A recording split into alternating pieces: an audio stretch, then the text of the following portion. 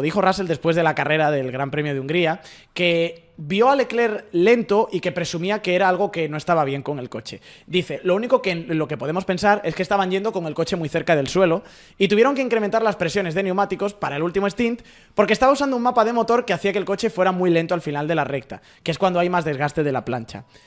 Andrés, ¿ha revelado aquí Russell delante de todo el mundo que Ferrari sigue teniendo problemas con la plancha y cómo están gestionándolo?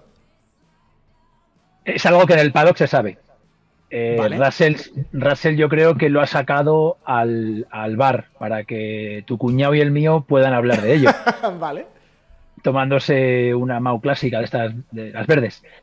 Pero es algo que en el paddock se sabe y ha habido yo creo que ha habido muchos indicios este año, ¿no? Primero, que el Ferrari puede estar en pole o el 18 en el mismo día. Y ya no solo por el piloto, es que el coche es muy sensible a la altura. Segundo, porque ya han tenido un problema de desgaste de plancha en las carreras previas, que normalmente esto se controla muchísimo. Es que está en las tareas que tienes que hacer en los libres, ¿no? Ir controlando tu plancha, saber qué desgaste tienes, con qué cantidad de depósito, o sea, de gasolina y con qué presión y con qué vueltas, ¿no? Y no puedes, y además siempre te dejas un margen, no vas a ir a la micra, ¿no? Sabes que Claro. la plancha se mide en varios puntos, tienen unos agujeros y en esos agujeros de medida tienen unos grosores mínimos. Eso se comprueba cada sesión, ¿eh? Se mide las planchas, se mide las pastillas, todos los desgastes, se pesan los neumáticos para ver si cada uno pierde 10, 20 o 50 o 100 gramos de goma cada sesión, los discos, todo lo que sea un consumible, la plancha lo es, se mide después de todas las sesiones que se hacen en un coche. Yo creo que estaba claro que tienen un problema, que el coche tiene una ventana de trabajo en cuanto a altura muy estrecha y que cuando están ahí el coche puede ser competitivo y en cuanto se salen un poquito, no. Entonces, bueno, Russell lo que ha hecho es explicar un poco la conversación un tanto enigmática que Leclerc tenía con su ingeniero. Bueno, más que conversación, el monólogo, ¿no? Porque al menos lo que oímos en la tele era, yo no oí contestación de su ingeniero, ¿no? Simplemente Leclerc dio un speech ahí larguísimo, ¿no? Diciendo, bueno, oye, esto que hemos hablado, que lo tenemos que hablar más, Eso es. que al final va a ser lo que yo digo, ¿eh? Y bueno, ahora empiezan a cuadrar cosas, ¿no? De todo eso que habían hablado, o que dice Leclerc que habían hablado. ¿Tiene sentido lo que dice Russell? O sea, para controlar el desgaste del suelo, primero, ¿subes presiones de neumáticos? ¿Esto cómo funciona? Mira, el suelo se gasta quitando pianos muy concretos donde más que gastarlo puedes dañarlo o partir uno de los picos de las puntas. El suelo se desgasta con el roce del coche en el suelo. Y ese roce es mayor cuanto mayor es la velocidad. El coche tiene una carga dinámica, se va apretando contra el suelo, contra el suelo, contra el suelo. Entonces, cuando las rectas son largas y llegas a velocidad terminal y estás mucho tiempo, por ejemplo, estás mucho tiempo cerca de los 280, 300, 315, ahí es cuando el coche está más cerca del suelo. Y si llegaran a 350, seguiría bajando el coche. Es cuando se desgastan las planchas. Justo además en el final de recta, haciéndolo coincidir con el top speed y el inicio de la frenada. El coche, aunque parezca un tanto raro, el coche cuando frena, en nuestra cabeza podemos pensar, claro, el coche se agacha de delante, ¿no? Sí. Sí, el coche es verdad que hace un rake, hace un pitch hacia adelante cuando frena, pero a la vez se levanta, digamos que hace así, ¿no? Porque pierde carga aerodinámica, entonces justo en el punto de frenada es verdad que toca más, pero en cuanto pierde velocidad ya empieza a subir el coche. ¿Qué puedes hacer para no ir tan cerca del suelo, pero ir a lo cerca del suelo que quieres en las curvas?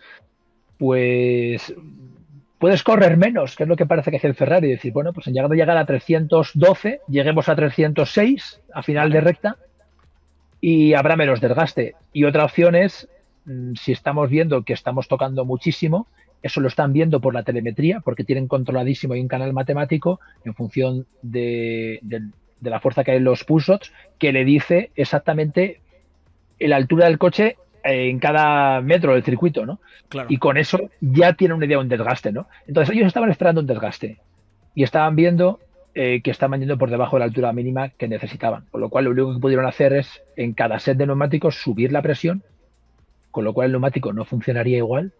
Claro. Para levantar el coche, porque ya el coche estaba en pista, no pueden parar a hacer alturas, ¿no? Si fueron unas 24 horas de Le Mans, pues a lo mejor paras, quitas el capó, pierdes un minuto y levantas el coche. Claro. Pero aquí no te queda tiempo.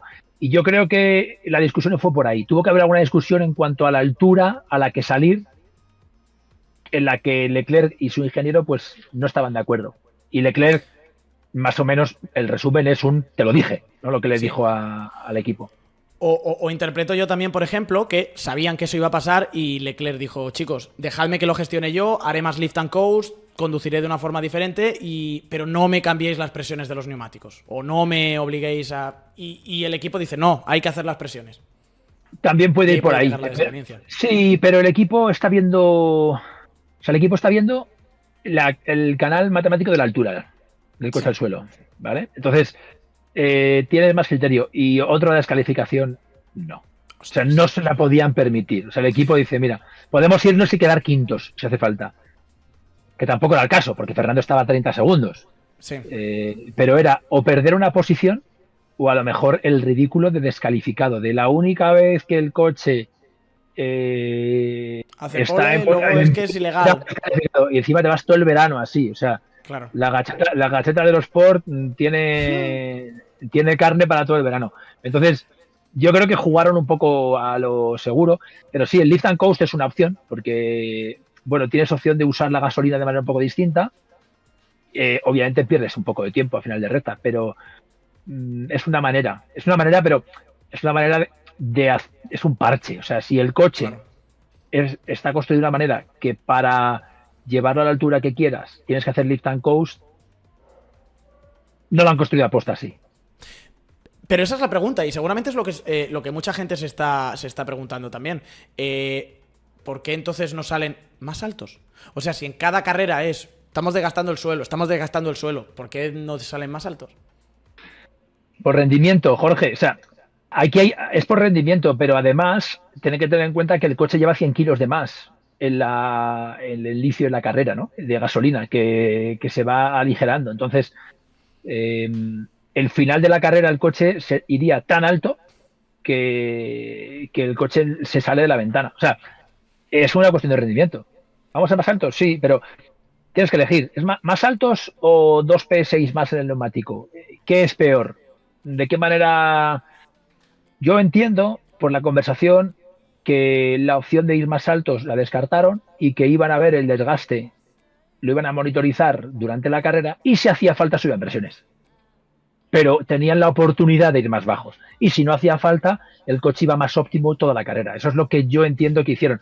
El jugárselo, digamos, a la última carta durante la carrera. Y no lo vimos, pero si encontráramos un onboard de Charles pillando luego goma en el coche y todo esto, pues pillaría toda la posible para gastar. Bueno, iba el coche muy, muy, muy, muy justo en la ventana y es la única manera. Al final, tened en cuenta que es un poco como cuando eliges carga o punta de velocidad.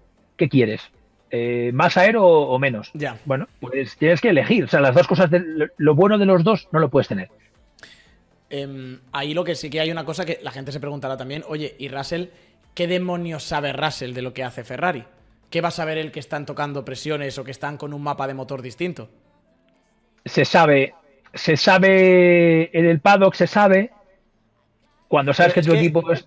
Encima, sí, disculpa, Andrés, encima es que Russell dice en la propia rueda de prensa, dice, sabíamos que iban con menos revoluciones en Ferrari. O sea, que tú en directo ves cómo va el motor del otro. Sí, lo sabes por sonometría, por lo que hay formas de saber las revoluciones, claro. Por el sonido. Sí, el sonido se descompone en armónicos y sabiendo que las marchas son fijas. Ahora mismo, o sea, en la caja de cambios hoy en día se homologa con 8 marchas para todo el año. Entonces, sí. En el primer test, todos los equipos saben exactamente en qué banda de RPM se mueven los motores y qué relación de cambio tienen. Cada marcha, o sea, saben qué relación, si es una 23-26 la cuarta, o sea, cada una de los pares de piñones de cada equipo, los equipos lo pueden saber. Entonces, ellos pueden saber perfectamente si el otro coche, pues, imagínate que los libres llegaba a otra punta o tenía otras características, y si han bajado de RPMs, pues pueden entender enseguida o deducir que o es un problema de motor porque el motor está tocado y van justos de unidades para todo el año, o esto que tiene más sentido, porque además él va detrás, lo ve lento o sea, cuando se acerca, donde lo ve lento es en las rectas carrera, rápidas, claro. sí, en las rectas que llegan más rápido, ¿no? Seguramente podría intuir que si hay algún piano en Hungría que ataca mucho el fondo y lo roza mucho, que lo evitaría Charles. O sea, esto más o menos se sabe, ¿no? Que en Ferrari están teniendo problemas con las alturas, lo saben. Entonces todo esto es una cadena de deducciones que cuando estás en el paddock todas las semanas, que el Fórmula 1 están todas las semanas, lo tienes claro. Increíble. Absolutamente increíble. Lo que no se suele hacer, es, como digamos, un pacto de caballeros, es dar estos detalles en una rueda de prensa. Es que No se decir suele- esto es feo, no, ¿no? Es un poco feo por parte de Russell. no tiene ningún poder, porque no tiene ningún valor, porque todos en el paddock lo saben, Es pero airear ese las tipo de vergüenzas de otro cosas, equipo. sí, normalmente puede haber ahí un pacto de caballeros en los que dices, sí, parece que tienen algún problema, y lo dejas ahí, ¿sabes? Hay cosas que no se suelen decir. Y de hecho me extraña, porque Russell además diría que es un piloto, no sé, correcto, caballeroso, Político, sí. muy político, sí. No diría que es el piloto que iba a decir esto, ¿no? Diría más que lo dijera un Antonelli, a lo mejor por rookie, por desconocimiento, que un Russell. Eh, Pero no sé si lo dijo dirigido en plan, o simplemente lo dijo y ya está, tampoco diga, era un secreto, lo puedo decir. A ver, es que cuando da la explicación Russell, luego la entrevistadora de Sky le dice, Charles dijo que era un problema del chasis. Y claro, la respuesta de Russell también es de traca. Dice, hombre, no te va a decir que están cerca de una ilegalidad. Esto es lo que Claro, podemos pensar basados en los tiempos por vuelta y el modo de motor que llevaban. O sea, como que insiste en que no, es por el suelo. claro, porque el suelo, al tener un grosor mínimo a final de recta, no van a estar dándote pistas de compruébame la plancha, compruébame el plank, porque Claro. no sé en Fórmula 1 cómo lo hacen. Hay cosas que se verifican a todos los coches siempre. El peso suele ser una de ellas, el combustible suele ser otra, que el neumático sea el correcto, el declarado para tu coche, ¿no? Que tenga el código de barras que tú has Sí. declarado para ese número de coche. Hay cosas que son de oficio y que se verifican siempre. No sé si el grosor de la plancha en la mayoría de categorías de monoplaza no te lo verifican siempre. Es muy de vez en cuando. Suele ser lo típico que al primero, segundo y tercero hay unas verificaciones extras, ¿no? Pues la plancha puede ser una de ellas, pero que, quiero decir, puedes escapar de que te verifiquen una plancha perfectamente, por estadística, porque a lo mejor te toca 3 veces al año, o 4. Entonces, no te va a decir Charles en la radio, uy, vamos justo de altura, para que diga la Claro. FIA, vamos a ver la plancha del Ferrari. Eso es obvio. No sé si le funcionó o no, pero mirando el documento de ayer, la plancha y el desgaste se chequeó en el coche de Piastri, 81, de Leclerc, 16, y luego por chivato de Russell, también, 63. Sí. Pero lo chequearon, ¿eh? Chequearon en los tres ayer. Este No justo sé, es el no sé documento cómo, de la FIA. no sé cómo es la normativa hoy de las verificaciones técnicas post carrera en F1, porque depende del campeonato y de la época. A veces lo que se va a verificar está escrito antes de la carrera para que no haya intereses ni suspicacias, ni un comisario vaya en contra de uno, ni nada de esto, ¿no? Visto esto, lo dudo que estuviera decidido antes de la carrera. No sé cómo es la normativa ahora, de si lo deciden en el momento o no. Pero básicamente, tú terminas la carrera, los coches quedan en el parque cerrado y te llegan los marshals y te dan un papelito y te dicen, esto te toca. Y Sí. puede ser lo que sea, o sea, puede ser un disco de freno. Quiero ver que sea como la ficha de homologación y esté en el grosor y en el peso adecuado. O te puede hacer sacar la cuarta. La caja de cambio y sacarme la cuarta relación. Sí, pues la cuarta. Pero es una putada, ya. La cuarta. Pues, A ver pues si, la a ver cuarta. si, a ver si es la homologada, sí. A ver, esto es una locura. Este es el documento de final de carrera. Y fijaos, o sea, el gurney de los alerones delanteros de estos coches, de los traseros de estos coches. Se pesan todos. Y luego aquí al coche de Norris, al 12 y al 5. Me vais a perdonar, ahora no recuerdo quién es el 12 y el 5. El suelo del coche, el bib, la nariz del coche, los perfiles del alerón delantero, los pilones del alerón delantero, luego que si el flujo de... Se hacen un montón de inspecciones, ahora que lo pienso, Andrés, al final de la carrera. Sí. Muchas, Madre mía. muchas. Esto, mira, os digo cómo funciona. Los primeros suelen ir al garaje de la FIA y los verifican allí. Y se queda el primer mecánico con el grupo de mecánicos y le piden, ese papel te lo da tu responsable técnico. En este caso, esto lo decidirá seguramente Manuel Leal, que es el que veis por ahí, es un tío de Madrid que lleva la FIA muchos años. Era el delegado técnico para el Mundial de Turismos cuando yo trabajaba en el Mundial de Turismos hace ya 10 años y por eso nos conocemos. Y él es el que decide el delegado técnico, que se va a verificar a cada coche. Los que están en el garaje de la FIA, pues ya estás, digamos, bajo los ojos de la gente que está allí de FIA. Y los que no, el coche se queda en el garaje propio.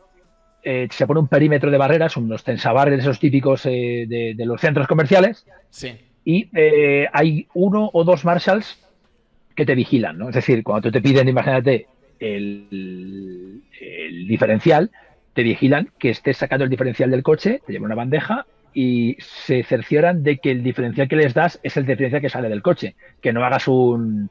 ¿Dónde está la bolita? Con el diferencial, claro. Y digas, ¡juja! Juja, aquí está. ¿Cuál quieres? ¿Qué mano quieres, no? Y eso dura entre minutos y horas. El parque cerrado dura unas cuantas horas y durante ese parque cerrado el equipo no puede manipular el coche y los marshals están mirando que saques lo que te ha pedido para tu coche y ellos tienen la lista, lo que te ha pedido el director y normalmente se lo llevan. Llevan una caja, una bandeja, depende de la pieza que sea, se la llevan o se verifican in situ.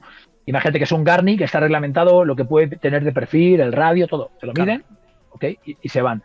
Y ellos comprueban con la normativa, con la ficha técnica del coche, que concuerde y que sea legal. Es por eso que a veces sale una descalificación pues 5 horas después, o 6. Porque te han pedido una cosa que has tardado en montarla 2 horas y ellos han tardado en verificarla después otras 2.